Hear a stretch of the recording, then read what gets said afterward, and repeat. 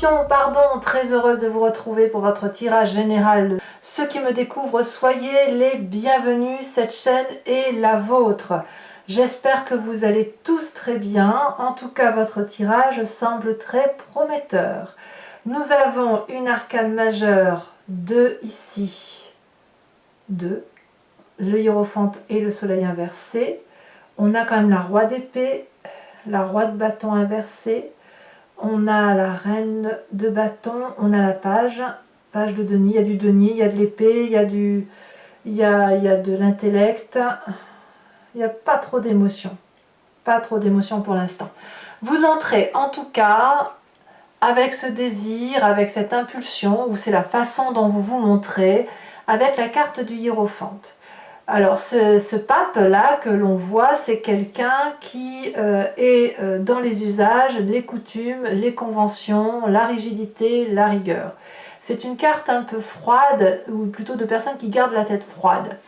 C'est aussi le signe du taureau, hein, c'est l'emblème, c'est la carte du taureau par excellence, donc des personnes qui sont ancrées aux valeurs de la terre, à la convention, aux usages et à la rigidité du respect du comportement des autres, hein, se respecter soi-même pour être respecté des autres et respecter les autres pour être respecté. Autrement dit, pour être respectable, il faut être respecté. C'est votre devise sur ce début de mois.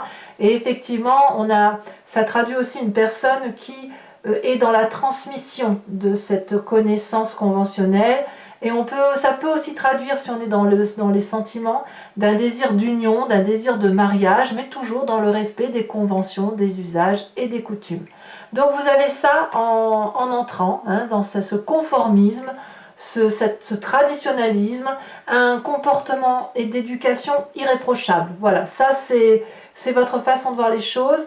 Et pour certains, si on va vers plus de spiritualité, quelqu'un qui se raccroche un peu à la foi, alors la foi n'étant pas forcément religieuse, mais à une valeur intérieure qui vient de son passé. Voilà, on prend le bon de son passé pour respecter un peu de là où on vient. Alors, qu'est-ce qu'on a dans son environnement qui favorise toute cette énergie et à l'inverse qui pourrait la remettre en cause? L'événement favorable, c'est qu'on ne se prend plus la tête avec certaines responsabilités. On va être peut-être un peu plus sur la défensive par rapport aux événements de l'extérieur, à prendre moins les choses pour soi. Vous allez être moins subordonné à la responsabilité de l'environnement. C'est pourquoi? Parce que vous vous êtes fait autorité vous-même. C'est-à-dire que vous n'avez pas besoin de vous en rajouter sur les épaules, vous vous mettez la pression tout seul. Et le fait que vous vous rendiez compte de tout ça fait que vous allez refuser les compromis. Si on vous demande de faire preuve d'un peu plus de flexibilité, la réponse c'est non. C'est je ne veux pas être subordonné, je ne veux pas qu'on me dise ce que j'ai à faire, je veux impérativement refuser les compromis, refuser les échanges, ça doit aller dans ma direction. Alors ça vous est favorable. Si c'est l'événement qui est comme ça autour de vous et qui est inflexible avec vous, ça va renforcer votre rigidité et votre froideur. Si à l'inverse, c'est vous qui ne voulez pas être inflexible, on me dit que c'est une bonne chose parce qu'à un moment donné, il faut vous réparer. Voilà. L'événement défavorable, c'est que vous êtes tenu par l'argent et l'investissement. C'est ça qui vous donne cette consistance. Alors quand je dis l'argent, ça peut être aussi tout le matériel, ça peut être le travail. Là où il y a votre faiblesse, c'est le fait qu'effectivement, vous avez besoin de faire les choses sur du long terme, sur un investissement d'avenir, sur une planification. Enfin bref, les opportunités lointaines qui vous donnent le sentiment d'avoir un avenir meilleur d'un point de vue matériel, un financement peut-être qui vous serait proposé, ça vous est défavorable. Voilà. Même si vous faites un emprunt, votre ambition, votre grandeur d'ambition, elle est apparemment défavorable. Alors, on ne va pas se mentir, comme c'est l'environnement, c'est peut-être l'ambition des autres qui vous est défavorable. On vous demande peut-être de faire des choses que vous ne voulez pas faire. Peut-être on vous demande d'investir sur un projet auquel vous ne croyez pas parce qu'il est probablement trop audacieux. Donc comment on fait pour ne pas se faire manipuler? Eh bien, dans le présent, clairement, on a ce roi d'épée. On se fait donc aider par quelqu'un qui est un peu moins conventionnel, mais qui a cette intelligence intellectuelle et ce sérieux pour prendre en main les choses et pour expliquer ce qui se passe. Parce que quand on a le hiérophant, qu'on a cette sagesse, cette rigueur, etc., on a peut-être un peu du mal à voir la manipulation arriver, à voir le comportement un peu audacieux de certaines personnes, de vous faire des choses que vous ne voulez pas. La carte du hiérophant, dans ces conditions, elle nous invite à lire les petites lignes d'un contrat, vous voyez, pour ne pas se faire manipuler. Et dans votre présent, vous n'êtes pas seul, vous vous faites aider de ce roi d'épée, qui peut être un médecin, qui peut être une personne intelligente, instruite, une experte, quelqu'un qui est strict, sérieux et rigoureux, qui ne se laisse pas influencer par Pierre-Paul Jacques, vous voyez. C'est quelqu'un qui détient la vérité et qui prend les choses en main. Donc, quelque part, vous avez l'art de maîtriser cette rigidité qui n'en est pas une. Vous faites aider par une personne pour dire que vous restiez absolument ancré dans votre vérité et qu'on ne vous détourne pas de votre vérité. Alors, ce roi d'épée là, couplé à votre rigidité, le fait qu'on vous dise de tenir bon, en fait, on tient bon, elle a pour effet de modifier votre comportement cellulaire inconscient.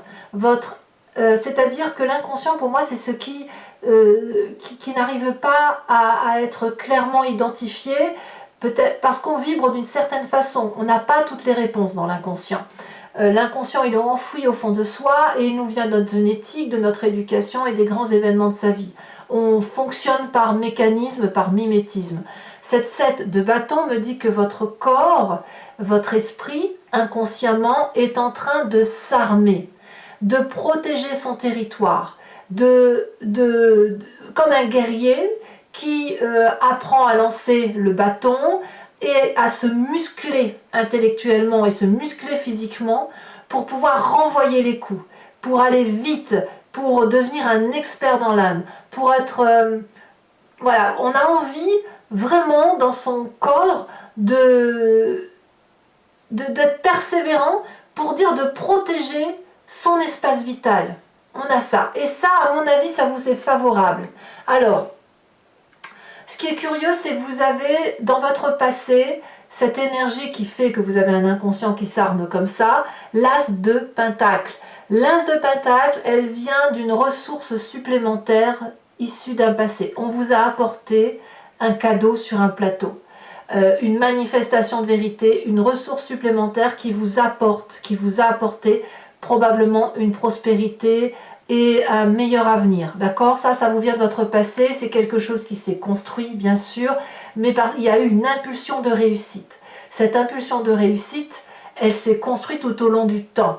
Mais je pense qu'effectivement, le fait que vous soyez assis, vous attirez forcément des personnes plus ou moins malveillantes, des personnes qui veulent vous faire réinvestir, et vous n'avez pas d'autre choix que de vous faire conseiller pour réapprendre à muscler ce cerveau et remuscler ce corps pour s'adapter aux nouvelles circonstances de l'environnement. Parce que vous n'avez pas besoin de prendre plus de responsabilités parce que vous en avez assez sur les épaules. Voilà. Alors, qu'est-ce qui va se passer dans l'arrivée très très proche, dans quelques semaines, peut-être même ça va être une surprise, ça va tomber dessus. Un petit peu, ça peut être décalé, ou ça peut être déjà passé parce que les énergies circulent très vite. On a cette cavalier de bâton, ce roi de bâton inversé.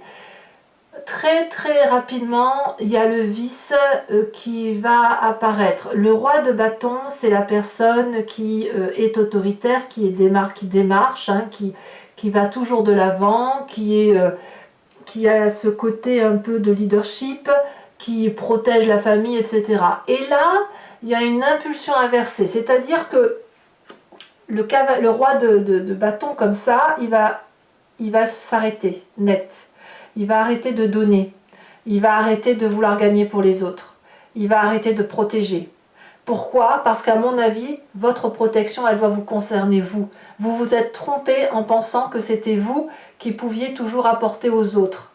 Alors que là, on me dit qu'il faut impérativement se faire aider pour reprendre la maîtrise de ses affaires. Voilà. Alors, dans votre état d'esprit, bah forcément, si on vous ouvre l'esprit, voilà, si on vous montre la vérité sous un autre angle, eh bien, vous allez ralentir la cadence et vous n'allez plus apporter des cadeaux aussi facilement. Alors, ça peut traduire aussi une forme d'irresponsabilité, hein, c'est clair, mais il y a aussi un perfectionnement à inverser la vapeur. C'est-à-dire que une irresponsabilité, elle est calculée, si vous voulez. Quand on se met en colère et qu'on dit ben, puisque c'est comme ça, je vais agir différemment, je vais moins donner, je vais penser à moi, je vais être égoïste, c'est une forme d'irresponsabilité parce qu'on se met en retrait.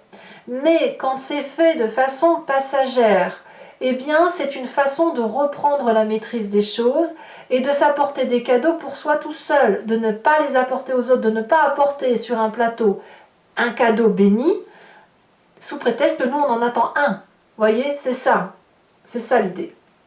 Alors, que vous dit la famille et les amis? Là, clairement, on a du feu. Le feu, c'est le bélier, le lion, le sagittaire. Vous l'avez en ascendant, en signe lunaire. Et si vous êtes déjà en train de regarder votre ascendant ou votre signe lunaire, ça, c'est votre signe solaire peut-être. La reine de bâton, c'est la générosité. C'est la personne qui est sociable, élégante, la personne avec qui on aime discuter, la confidente. C'est la personne qui est passionnée, vive et optimiste. Donc, dans la famille et les amis, ainsi qu'une personne autour de soi dans son présent, nous donne cette capacité de rester ancré sur ses valeurs de vie. Voilà. Et ces valeurs de vie, elles vont probablement écarter ou mettre à jour la méfiance qu'il est temps de voir par rapport à l'environnement. Alors, cette maîtrise d'art va avoir une conséquence très importante sur vous, sur cette fin de mois. On a la 10 d'épée inversée. C'est fini. Vous tournez la page du poids des responsabilités. Regardez, je remets cette carte à l'endroit. Regardez le nombre d'épées qui ont été plantées dans le dos de cette personne. Elle a continué à marcher jusqu'à ce qu'elle ait cette 10e épée sur elle, jusqu'à l'effondrement. Vous avez été effondré et on vous a assassiné d'une certaine façon.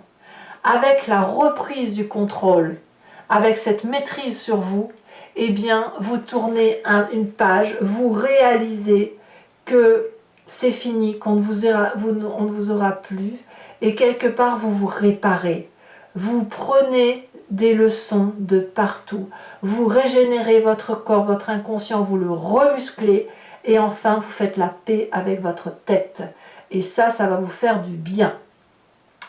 Et quand bien même vous détectez un comportement parano chez quelqu'un, ça va vous faire du bien. Quelquefois on se dit « Oh mais non, j'abuse, je pense mal, c'est moi qui pense mal ». Mais en fait non, dans votre environnement il y a bien des gens comme ça. Conséquence de vos actions et de vos pensées sur l'environnement, eh bien c'est la déception, c'est la fin d'une forme de gratification, c'est fini, ça va créer une forme de pessimisme, de doute, peut-être qu'on va essayer de vous dire « Oh là là, il n'y a pas de joie avec toi », peut-être que ça va bloquer certains comportements joyeux vis-à-vis de vous, on va peut-être encore tenter de vous en retirer un petit peu, mais ce n'est pas grave, l'important c'est que vous soyez réparés, et si ça enlève de la joie un peu aux autres, eh bien c'est un peu de joie que vous prenez, c'est une nouvelle redistribution des énergies quantiques, des énergies environnementales, voilà. Allez, mes amis scorpions, je pense qu'il est temps d'approfondir votre tirage, je vais le faire avec le tarot du dragon celtique, allez.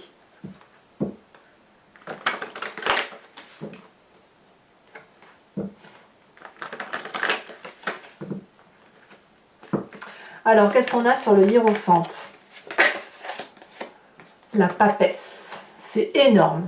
On a deux personnes. La papesse, c'est le féminin du hiérophante. Hein. Donc, c'est des énergies intuitives.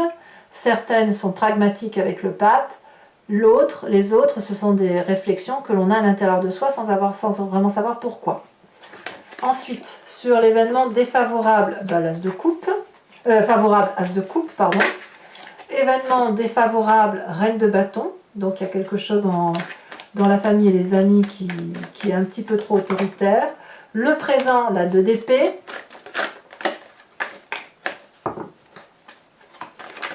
Sur votre inconscient, la mort, c'est très très bien. Vous changez d'état d'esprit, d'état de corps, vous modifiez cellulairement votre ADN. Et ça, c'est une bonne chose, vous le faites par vous-même en fait. Hein. On a ici une carte qui s'est retombée, la 3 d'épée. Sur le passé, on a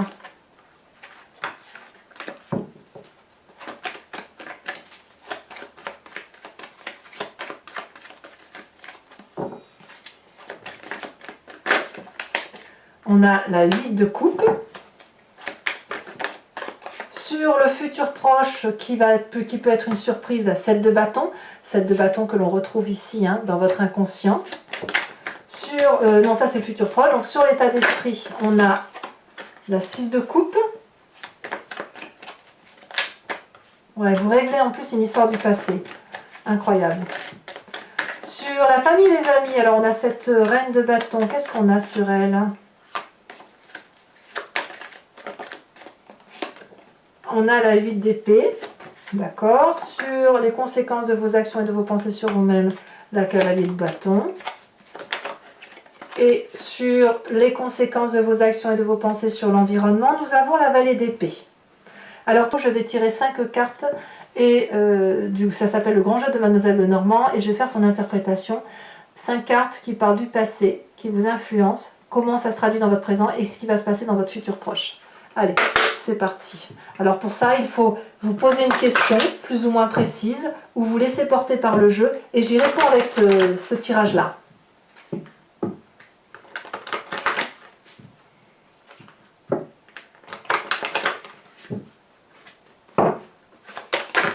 Donc là,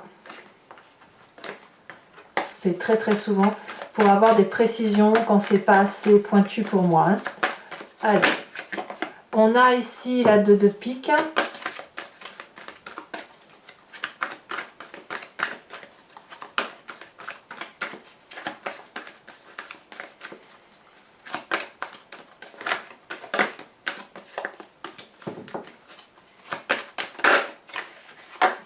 On a la 6 de cœur.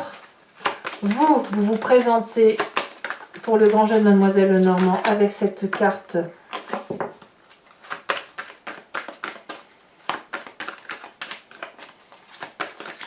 Allez, un tirage clair.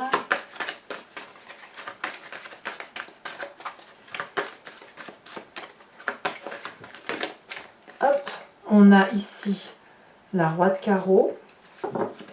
Et enfin 2 autres cartes. Nous avons la dame de trèfle et la dernière carte.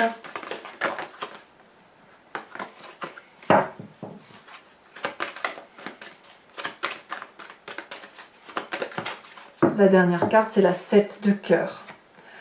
Maintenant, je vais vous tirer également des cartes socle et cartes support, pour chacun des décans, afin de vous donner un conseil ou de voir un petit peu votre état d'esprit. Ça apportera une précision supplémentaire sur le mois tel qu'il se déroule.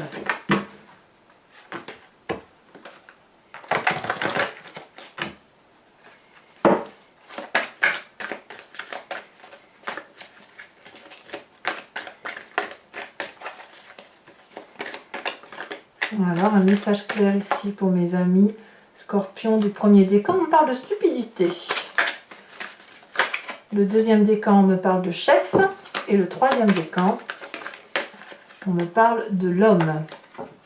Allez, carte support. Donc là, j'en mets une pour que vous ayez une ligne directrice.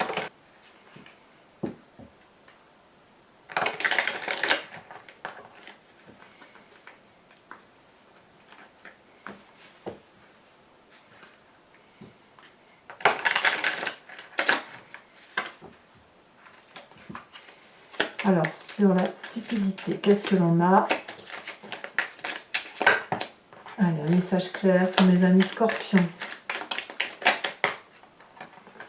Ah, ça c'est intéressant. chef, chef de la musique. Et l'homme,